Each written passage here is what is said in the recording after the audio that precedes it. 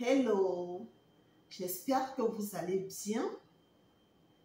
Alors, bienvenue sur ma chaîne, bienvenue dans cette nouvelle vidéo où je viens aborder le sujet du coût de vie au Texas, plus précisément à Dallas où je réside. Alors, pour tous ceux-là qui ne me connaissent pas, je m'appelle Aurel, je vis aux États-Unis. J'ai immigré aux États-Unis via la DV Loterie avec ma famille. Et sur cette chaîne, je partage la vie aux États-Unis, la DV Loterie et ma vie aux États-Unis. Bien évidemment, j'ai ajouté aussi dans ma thématique ma vie de maman. Et également, je partage avec vous ma profession aux États-Unis. Donc, si ça sonne comme quelque chose qui vous intéresse, commencez d'abord par liker d'entrée de jeu. Et surtout, abonnez-vous, partagez massivement les informations concernant la DV Loterie pour informer un maximum de personnes à s'inscrire à la DV Loterie qui commence le 2 octobre et s'achève le 5 novembre 2024. Et commentez si vous avez une question, si la question est nécessaire. Alors, je m'adresse à ceux-là qui ont besoin de l'information, qui veulent bien savoir comment est-ce que le coût de vie aux États-Unis, plus précisément au Texas, se passe. Donc, rentrons dans le vif du sujet.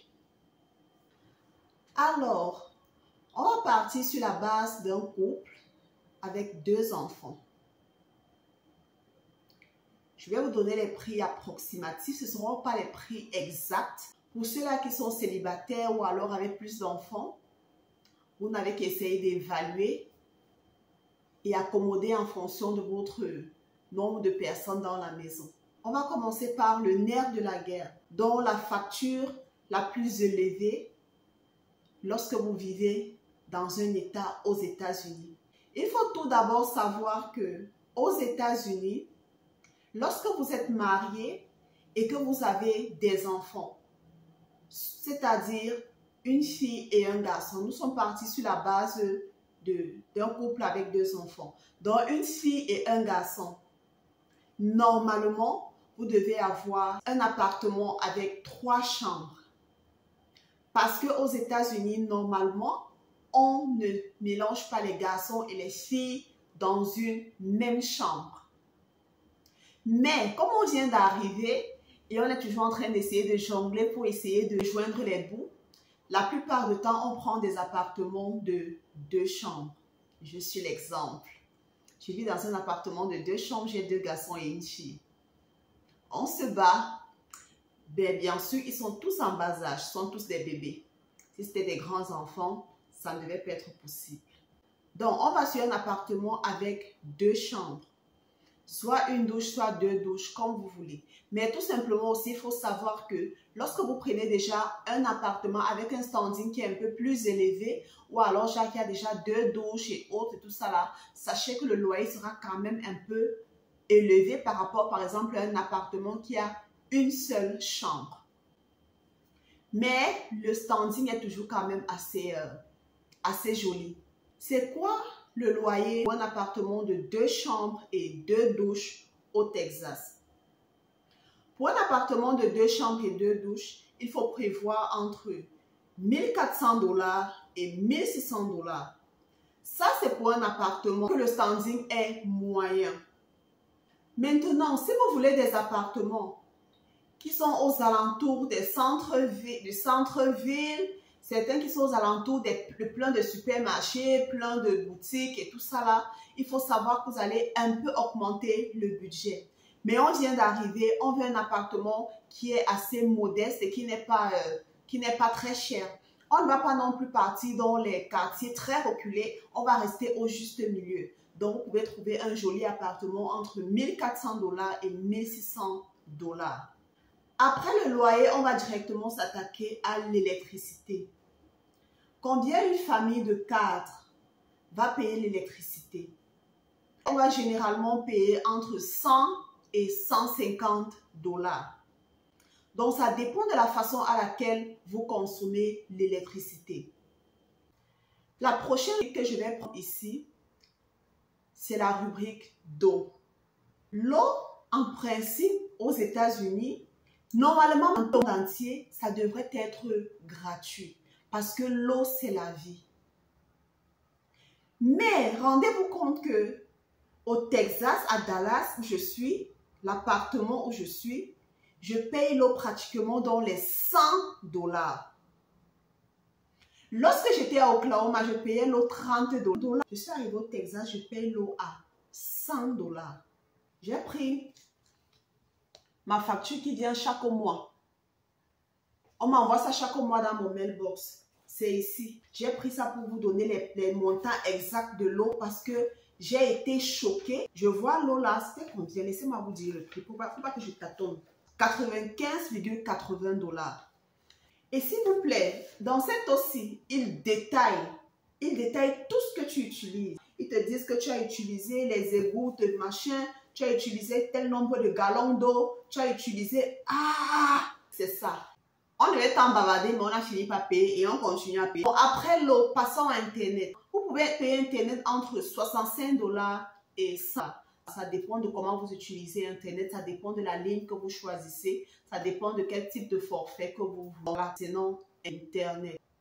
Il y a également le téléphone. Tu peux payer le téléphone entre 50 $ et 100 $. À quoi ça sert le téléphone? C'est pas comme en Afrique chez nous là, quand tu achètes ton téléphone c'est pour toi. Si tu veux, tu mets ta connexion. Si tu veux, tu mets tes 100 francs pour la connexion. Si tu veux, tu ne mets pas. Le jour que tu vas te connecter, c'est comme tu veux. Quand tu veux pas te connecter, c'est comme tu veux. Ici, c'est pas ça. Tu dois payer ton téléphone chaque mois. Donc, tu dois payer ton forfait que tu as souscrit dès le départ. Ça te sert pour Google Maps. Lorsque, par exemple, tu veux te rendre d'un point à un autre, tu ne connais pas la route, tu pars sur Google, tu mets tu mets ton GPS, quoi. Tu mets ton GPS et puis ça t'amène là où tu veux partir. Ça te sert également pour les appels. Tu as tes appels illimités, tes messages illimités. Tu peux voir WhatsApp avec ton machin Google, avec ton téléphone illimité. Donc voilà. Mais maintenant, Internet sert par contre à entrer dans des YouTube comme ça, dans les applications. Tu ne peux pas vivre sans Internet. Après le téléphone, on va parler de l'alimentation. L'alimentation aux États-Unis est vraiment moins chère. Je peux même dire que c'est gratuit. Parce que lorsque tu viens d'arriver, ici on parle des gens qui viennent d'arriver. Si tu es aux États-Unis, que tu es bien assis, tu es riche, que tu te suis, on passe. Nous on parle des gens qui viennent d'arriver, qui se cherchent encore. Même quand tu viens d'arriver ici, là, que tu étais riche dans ton pays, quand tu vas venir ici, là, les débuts là, tu vas d'abord essayer un peu de te poser. Parce que tout ton argent est au pays là, ça va venir finir ici là. On paye le loyer million à 1,5 $. Donc, quand tu étais riche là, que tu es peut-être dans ton compte bancaire là, tes plein de millions là, en moins d'un an, tous tes millions là seront finis seulement sur le loyer. Donc, dans ton pays, tu n'es pas riche ici. Tu es riche en France, c'est ça. Tu n'es pas riche ici là. Parce que tes millions là vont finir. Donc, quand tu vas venir, quand tu viens d'arriver là, tu t'assois d'abord, tu te calmes et tu cherches l'argent comme les gens qui étaient pauvres qui viennent d'arriver. Tu te mets dans le même bateau. Parce que sinon, tes millions là vont finir. Là, tu vas commencer à finir. Comme tu as 1 million de francs CFA. Et oui, j'étais dit au début, non, que le loyer met entre 1400 et 1600 $. Convertir 1400 et 1600 $ en francs CFA, ça c'est un appartement de standing moyen. Donc si tu veux un standing là, 2500, 2200, 2500 montant, convertir également 2500, 2000 machin en montant, tu vas voir également le prix. Donc pour dire que lorsque tu viens d'arriver ici, assois-toi et cherche. Tu ne devais pas venir aux États-Unis, tu devais rester dans ton pays et vivre ta vie de luxe là-bas. Donc voilà. Donc, on va dans l'alimentation. Comme je disais tantôt, quand tu arrives aux États-Unis, l'alimentation est vraiment, je peux dire, gratuite parce que tu peux partir dans les banques de nourriture et prendre la nourriture. C'est pas de la nourriture gâtée. Quand on dit banque de nourriture, ne suivez pas le nom là comme si c'est une nourriture gâtée, que c'est pour les gens qui n'ont rien, les pauvres et tout. Donc, vous pouvez prendre la nourriture dans les banques de nourriture. Vous pouvez aller vous pouvez partir dans plusieurs banques de nourriture. Vous pouvez aller aujourd'hui à X endroit, demain à X endroit. Mes anciens abonnés connaissent déjà ça. Je les ai déjà tellement parlé. Vous rentrez, vous mangez, c'est pas la nourriture bien. Peut-être la date de péremption est en train de tendre vers la fin. Et les magasins viennent tout simplement les donner ça, les partager à la population et tout. Ce n'est pas la nourriture gâtée. Ce n'est pas la nourriture gâtée. Ça peut peut-être faire qu'on donne par exemple une boîte peut-être de, je sais pas trop quoi, de conserve et la date peut-être de péremption, c'est peut-être dans 2 mois. Les magasins commencent déjà à tirer ça dans leur stock et envoyer ça dans les banques de nourriture justement pour aider la population et restockent les nouveaux. Vous voyez, c'est pas gâté. Donc, si vous jonglez bien avec les banques de nourriture et tout, vraiment, vous ne dépensez même pas $1 pour la nourriture. Même pas $1 la nourriture. Le food stamp achète complètement tout, jusqu'aux sucettes, aux bonbons. Donc, c'est pas le genre si votre enfant veut manger les sucettes et tout, vous allez retirer dans votre poche pour acheter. Vous prenez la carte du food stamp et vous achetez ce que votre enfant a envie de manger.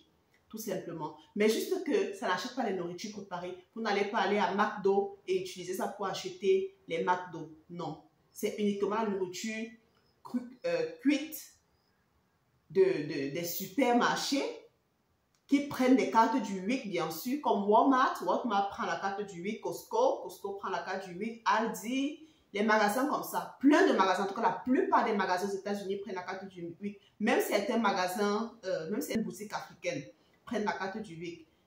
Donc, vous n'avez pas à vous en faire. Vous allez partir dans les boutiques africaines, dans les stores africains là, et acheter votre poisson, votre poulet, votre foufou, votre couscous, votre sardine, chocolat, lait, tout ce que vous voulez. Tout ce qui est nourriture, jusqu'aux épices. Votre carte du food stamp achète cela. Donc, vous n'avez pas à vous inquiéter. Et en plus de cela, la carte du WIC va venir encore ajouter l'argent qui est sur la carte du food stamp. Parce que la carte du WIC, on vous met les aliments que vous devez acheter. Déjà, vous mettez votre carte du WIC, vous prenez les aliments exactement. Et il y a aussi un montant fixe pour le nombre d'enfants que vous avez par État. Ce n'est pas la même chose dans tous les États.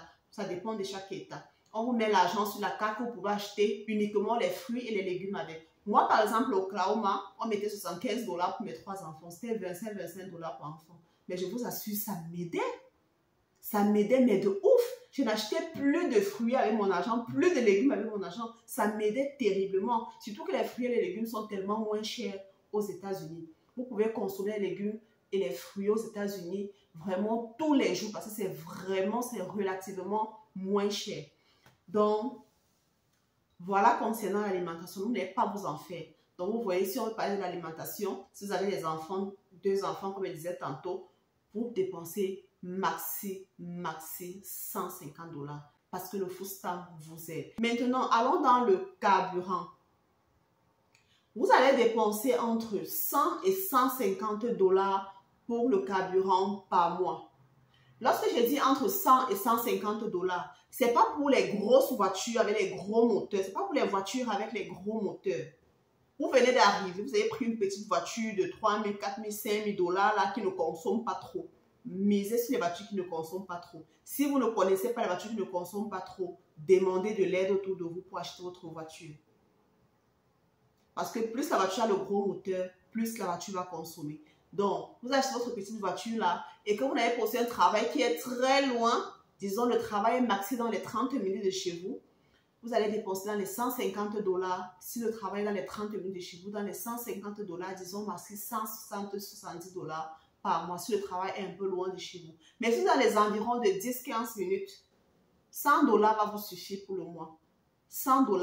Vous venez d'arriver, vous ne connaissez encore personne aux États-Unis, vous ne vous baladez pas encore trop, du moins si vous baladez peut-être le dimanche, vous sortez peut-être un peu voir le lac ou bien la rivière qui est un peu proche de chez vous là, ou alors aller dans un McDo pour essayer de manger vous aussi comment McDo se passe aux États-Unis. C'est juste à côté de chez vous, tout autour de vous, il y a tout autour des maisons ici aux États-Unis. Donc vous n'allez pas dire que vous conduisez beaucoup pour aller quelque part, sauf si vous décidez vous-même que bon, ce week-end, si on voyage, on peut visiter un autre État. Là, oui. Mais nous sommes dans le sens de maison, travail, supermarché, maison, travail, supermarché. 100 $ à 150 $ suffit largement.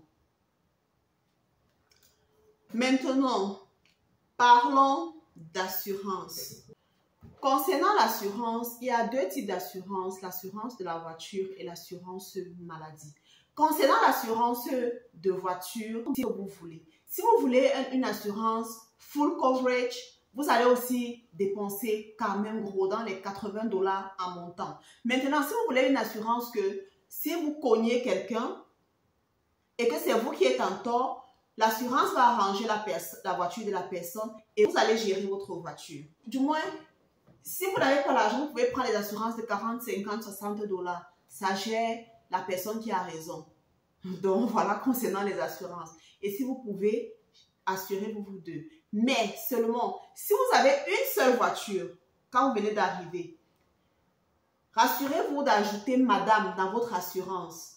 Pour que si c'est elle qui est au volant et qu'elle fait un accident, que l'assurance puisse gérer. Parce que lorsque vous vous assurez à votre nom. C'est vous qu'on connaît.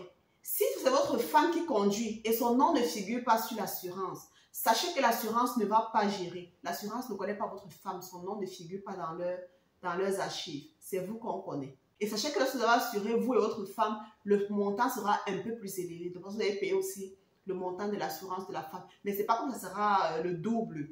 Ça sera peut-être le 1/4 du montant que vous payez normalement. Donc voilà concernant l'assurance de la voiture. Concernant l'assurance santé, comme je vous disais tantôt pour le food stamp, les enfants seront assurés. Le Medicare du state où vous vous trouvez va gérer l'assurance santé des enfants. Mais pour vous, l'assurance santé ne sera pas gérée par le Medicare, mais il y a tellement d'hôpitaux pour aider la population qui n'a pas les moyens et tout. On va vous prendre en charge. On ne meurt pas de faim et de maladie aux États-Unis. Lorsque vous avez un problème, vous partez là-bas à l'hôpital, on va vous soigner. La facture va venir après. Et rassurez-vous, même cette facture-là, si vous n'arrivez pas à la payer, les affaires sociales vont gérer ça. On va vous aider à payer. Rassurez-vous. Je ne suis pas en train de vous dire en même temps que aller dans les hôpitaux, partez à l'hôpital pour vous faire soigner, l'assistance sociale va gérer. Hein. Non. Mais seulement que vous dites que si vous avez un cas critique, ne restez pas à la maison en disant que non, je n'ai pas une facture de 20 000 $ va me trouver à la maison. Je vais faire comment pour payer, tu meurs à petit feu. Tu vas à l'hôpital, on te soigne, la facture vient après. Si la facture, tu ne parviens pas à payer, on va te demander d'appliquer pour l'assistance sociale. Tu vas appliquer, l'assistance sociale va t'aider à payer cela. On ne meurt pas aux États-Unis pour la santé. D'accord? On ne meurt pas aux États-Unis pour la santé. Maintenant, d'un autre côté également, lorsque tu travailles, tu vas appliquer pour l'assistance, tu vas appliquer pour l'assurance maladie à ton lieu de service.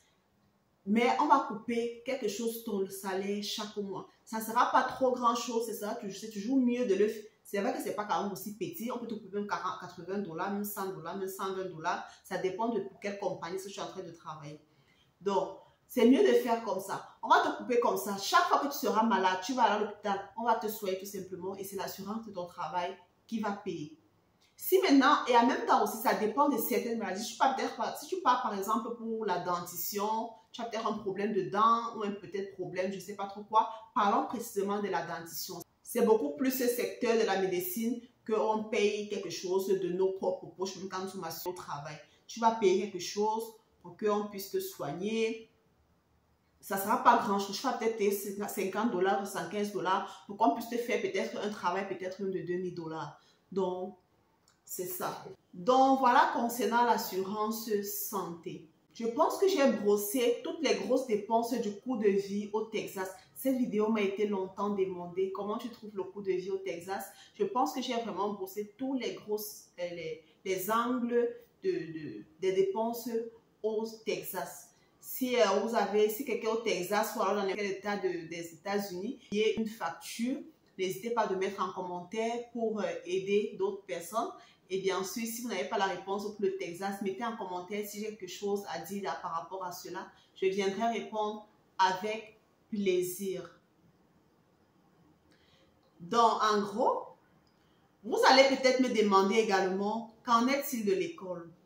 L'école est gratuite aux États-Unis de la maternelle jusqu'en terminale. Mais par contre, le daycare est payant et il est vraiment cher parce que le daycare, en quelque sorte, ce n'est pas l'école, c'est la garderie. Tu peux garder ton enfant, tu peux donner ton enfant pour qu'on t'aide à garder pour aller au travail. C'est une garderie, ce n'est pas l'école. Donc, le côté là est cher. Comme je vous ai dit tantôt, pour un seul enfant, vous pouvez payer jusqu'à 300 $ par semaine. Ça dépend de quel âge a l'enfant. Plus l'enfant est bébé, plus c'est cher. Plus l'enfant est grand, c'est mieux. Alors, on arrive comme ça au thème de notre vidéo. Si la vidéo vous a plu, n'hésitez surtout pas de me laisser un pouce bleu pour m'encourager, surtout pour vous. Et aussi, commentez si ça vaut la peine. Je viendrai vous lire et vous répondre avec grand plaisir. Bien sûr, partagez pour informer tous ceux-là qui ont besoin de savoir quel est le coût de vie aux États-Unis. Et également, abonne-toi si ce n'est pas encore fait. Allez, on se dit à très vite dans une prochaine vidéo. Bye!